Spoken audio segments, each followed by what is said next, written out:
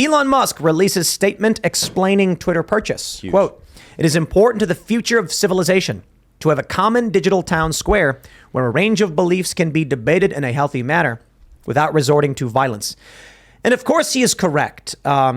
He said some interesting things there that he's trying to bring people together. And I think Elon might be a little bit naive. Let me tell you guys a story. I recently went to, I was in Texas, and I got to meet with a bunch of people, including some confidants and associates of Elon, I guess. I mean, it was a party, and so people who were there claimed to know him. I don't know. But there were a lot of influential people there who worked in the tech sector, and it was a big tech sector thing. And then I was there, and I said to I was talking to some friends, and I was like, I don't think these guys understand culture at all. They very much understand technology, and that's probably why Elon wanted to buy Twitter in the first place, because he understands its power. But he does not understand the left. He really doesn't. I think he's relatively new to this. So Aiden Paladin on Twitter, I saw this great thing that she had posted. Numerous studies show that inherent in the left, explicitly and overtly, it is dominated by greed, violence, envy, hatred. And there's numerous studies that she cited in this post showing all of these scientific studies about how that's where they're rooted. I'm not surprised. Because we get fake news, we get manipulation, we get lying, cheating, stealing. It's remarkable when we had a commercial played today. I'm skating. We have the radio on. Well, we have Pandora on. And they're lying about Dr. Oz. And I'm like, look, I don't like Oz, but it's all lies. You know why? The defamation lawsuit cost of doing business to win an election. You lie about your opponent, you win, the PAC's got to pay a fee. That's just part of the process. I don't think Elon Musk understands the bifurcation of culture and where this ultimately will lead to. But I will say, when it comes to this escalating conflict, the right continually being like, we will let the left speak. We just want to speak too. And we don't want to fight. We want peaceful divorce. That's when you get crushed. Yeah, when you have two sides fighting or really when you have two groups. And I know that there's sort of been this description of American society as left versus right, left versus right, left versus right. And I don't think that's correct. I don't actually think that's right at all. I think there's the left, I think there's the right, and in the middle, you have normies. Hold on. And certainly there's other groups out there. It's a spectrum, etc. But normies are the people who are like not focused on politics, not focused on news 24/7. They're not the junkies. They're not going in for that dopamine fix on Twitter or on YouTube, whatever, all the time. And so the question is, are the normies getting more and more radicalized or not? Are they paying attention? Are they getting red pilled? But then when you have one group that says, we are going to destroy you and change all of culture to fit our needs and fit our culture and our precepts, and another side that says, hey, we just want to be left alone, then it's pretty obvious which side's going to win. I want to just, I don't know if it's left, right, normie. I used to think that. Now what I think happened is you have the left and the right, and then a weird growth on the left started to bubble up and then slopped off and has become this weird, unhinged, hateful, chaotic, destructive force that thinks it's the left and then looks at the normal world of left, right, and moderate as right wing. That's why everyone to the right of Stalin is far right.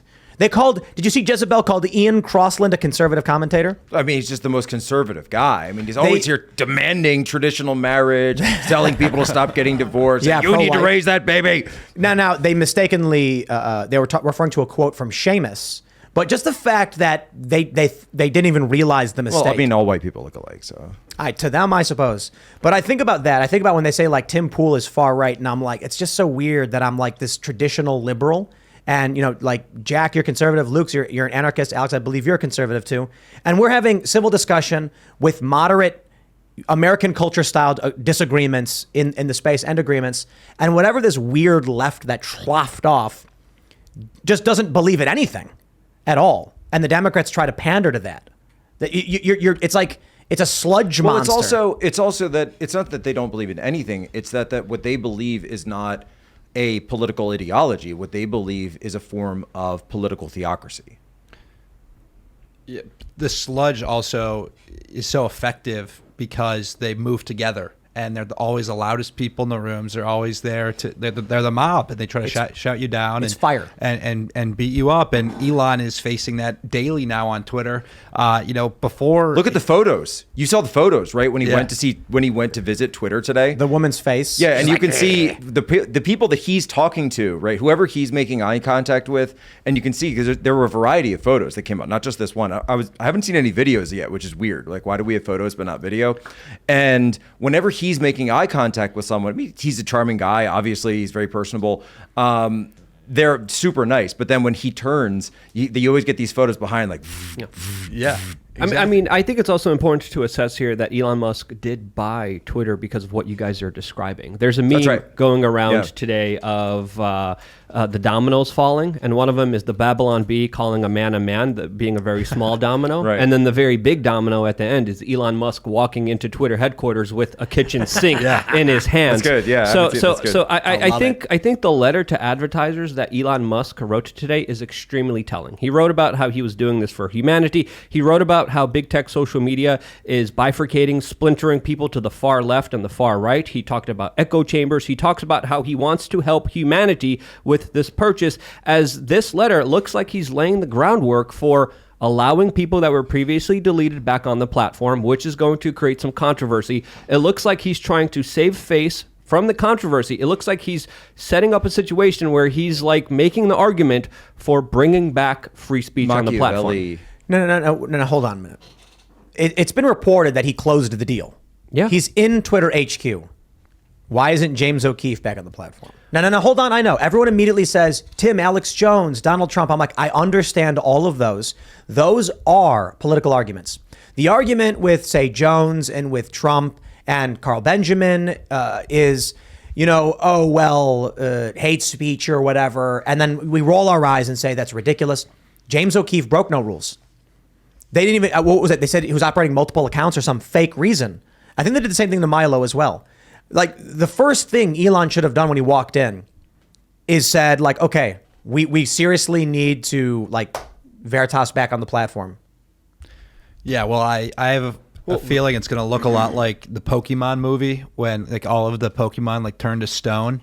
And then Ash starts crying, and all of a sudden the Pokemon come back to life. That's what Twitter's going to be like. The first time I've ever heard anyone actually make a Pokemon movie. The reference. Pokemon, well, yeah, that's what it's going to be. It's going to be an awesome scene. Yeah. Everyone's going to be moved to tears, like I was in that moment. Did they steal that from Narnia? Isn't that the end of Lion, the Witch, and the Wardrobe? I don't know. This movie came out. They might have. They might have, but it was in the 1940s. Yeah, and then Mewtwo says, "I'm not a historian, Jack." And then Mewtwo says, "I understand now. The circumstances of one's birth does not define you." Okay, exactly. Stop nerding out. Here. Let's talk about. Is James O'Keefe Mewtwo or is Alex Jones Mewtwo? No, I think James O'Keefe is like probably the guy just standing there filming what's going on. They kicked out. He's probably Jack Dorsey. He's the camera guy. Yeah. For Jack Dorsey's Mewtwo. No, that's Pokemon Snap. That's different. Stop it.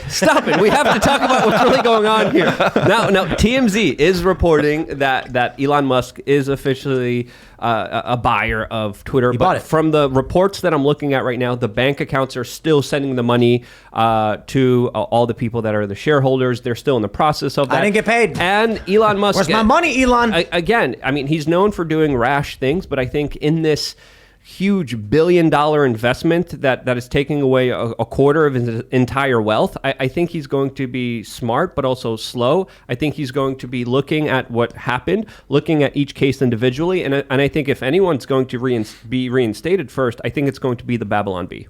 Oh, for sure. I think, so I have 22 shares with Twitter, and I see the price at like $54 now. It's like 53 or something. They're delisting it from the New York Stock Exchange, which basically confirms the deal's done. And Elon, I want my money. Where's my money? I'll tell you what. I will only accept the money in the form of you coming here personally and sitting down and then, handing the cash while the show is on, of course. So tomorrow at 8 p.m. Eastern time is the only time I'm accepting the cash. So love to see you. There's a line, and I'm going to paraphrase it from Machiavelli's The Prince, 500 years old, but everybody remembers it. where he says that if a prince must commit atrocities, he should commit them early. and so I always kind of think of that Elon has this sort of period right now where when I'm calling for, don't do this piecemeal, this like set up some system of, we'll do this one, we'll do Babylon, no, blanket amnesty. Yeah. Overturn every single permanent ban on Twitter. Make everyone, when they come back, hold on. They have to redo their terms of service. They have to sign up again. They have to go through the process. They have to follow it. But my point is, release the prisoners of war from the great meme war of 2015, 2016 immediately. No. Let my people go. Hold on. There is a challenge there. There are a lot of accounts that were permanently banned for things we would agree they should be banned for, like graphic images of kids or just... Well, you set up a system where if it's not something that's directly criminal, for example, as Elon has said, if it's on the First Amendment, then I'm going to let it on. I do think there I agree mostly. I do. I just think it can't be a blanket. It has to be probably a large analysis. They need to be able to go and look at however they went about banning them, and like if anyone banned for saying learn to code, reinstated instantly. Well, for example, we already know any hate speech ban. We know through the Missouri lawsuit with A.G. Schmidt that they were banning people at the behest of the NIH. They were banning people on the behest of the White House, California, the White House. DC Drano got banned because of the state of California. We know that.